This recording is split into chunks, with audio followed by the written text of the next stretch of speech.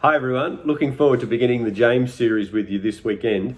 One of the things that I'll mention early on in the message is that I'm not going to spend a lot of time talking about who the author was, who he was writing to, and why he wrote the book. But I thought I'd make this little video to touch on those things to make sure we cover that off, even though it didn't make it into the sermon that you'll hear Sunday morning. First of all, there are probably four options for who wrote the book of James. There are three people in the New Testament who are called James. There's James the son of Zebedee from Mark chapter 1 verse 19 and Acts 12 verse 12 and a few other references.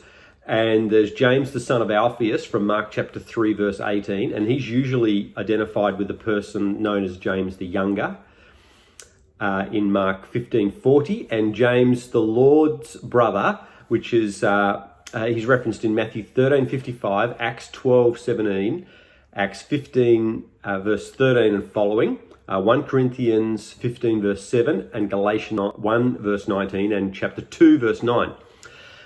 So it's generally thought that James, the son of Zebedee, was martyred in AD 44. So that'd make it too early, probably too early for him to be the author. So it's sort of hard to argue against the likelihood of James, the son of Alphaeus, being the author, because we actually don't know a lot about him. So it's really difficult to determine whether or not he could have been the author. However, having said that, we also have the example of the book of Jude, where the author of Jude was only mentioned once, and then writes, the only other reference to him is actually the writing of his epistle, the Epistle of Jude. Or James the Lord's brother, who is mentioned in Matthew chapter 13, verse 55, wasn't an apostle prior to Jesus' death. It became apostle after the resurrection.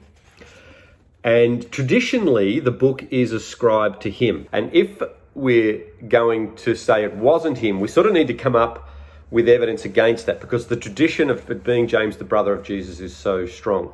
And he's the likely candidate, although the arguments aren't by any means conclusive. The most direct link with James, the brother of Jesus, is with the language that is used in James' speech to the Council of Jerusalem in Acts chapter 15.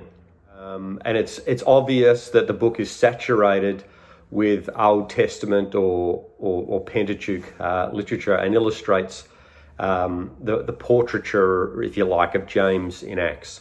Like the fourth option would be that it's none of those James, none of the three James that we mentioned, that it's some other James. And again, it's not impossible, but it's fairly unlikely, because in the early church, the only writings that were accepted and broadly circulated and copied were those that were written by apostles and were known to be authored by apostles. So it either had to be someone who was an apostle or was claiming apostleship. So it's unlikely that it was just some random James that came out of nowhere. But again, it's still possible that could have been the case. So on balance, we're going to say that it was James, the brother of Jesus, an apostle after Jesus' resurrection, who became the author of the book of James that we have in our New Testament today. Now, a little bit more about James, the brother of Jesus. He ends up being really like the first, almost like an archbishop of Jerusalem, and plays a significant role in the early church. And again, that bit of church history becomes another reason why it'd be credible that that his letter to the dispersed church was deemed canonical, or deemed to be part of the writings that God had inspired. So there is plenty of, even if we just sort of disregard the church tradition, the historical tradition that James was the author of the book, there's plenty of other evidence to support it but really it's probably an overwhelming argument. So who is he writing to? The 12 tribes scattered throughout the world. Well, that language is really Old Testament language, although, of course, at the time of writing, there was no such word. The Old Testament is a modern word. It's the way that we describe all the books that aren't in the New Testament. And but they would have understood their heritage, their faith heritage, to have come from Abraham and from Moses. So the teaching of the law, the writings of the Pentateuch were that's where they sensed their belonging and their history and their heritage and their tradition came from. So as James writes to the 12 tribes scattered, if we go for a really early date, we're probably thinking that James is writing purely to Jews, because it took the church quite a while to catch on to the idea that Gentiles were also included in those who received salvation through the gospel. But if the date comes a little bit later, and it could be any time up to AD 62, because that's when James, the brother of Jesus, died, the idea of the 12 tribes actually expanded in its meaning to mean all of God's people, Jew and Gentile, which means that James would be writing to all the Christians who were dispersed right throughout the world. If you look at the book of Acts chapter 2, you see that Judaism is already spread to hundreds of places throughout the ancient Near East, and there are people from a range of different language groups and cultural groups that are a part of the spread of Judaism at that point, who received the gospel, and then so the gospel spreads even further again because it goes into Gentile areas. So James' epistle is written to all of those people, I think. I tend to think it's probably a little bit later, probably in the 6th decade, somewhere between 50 and 60 AD, and it's written to all of God's people right throughout the ancient Near East, right throughout modern day southern Europe and into Africa as well. All of those people would have been on James' mind when he's writing his epistle. So finally, why did he write it? Well, like a lot of the New Testament, it's an apologetic.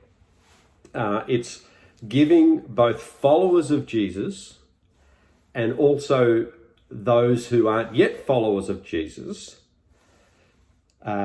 reasons to stay true to the faith, and reasons for those who have strayed to come back to the faith.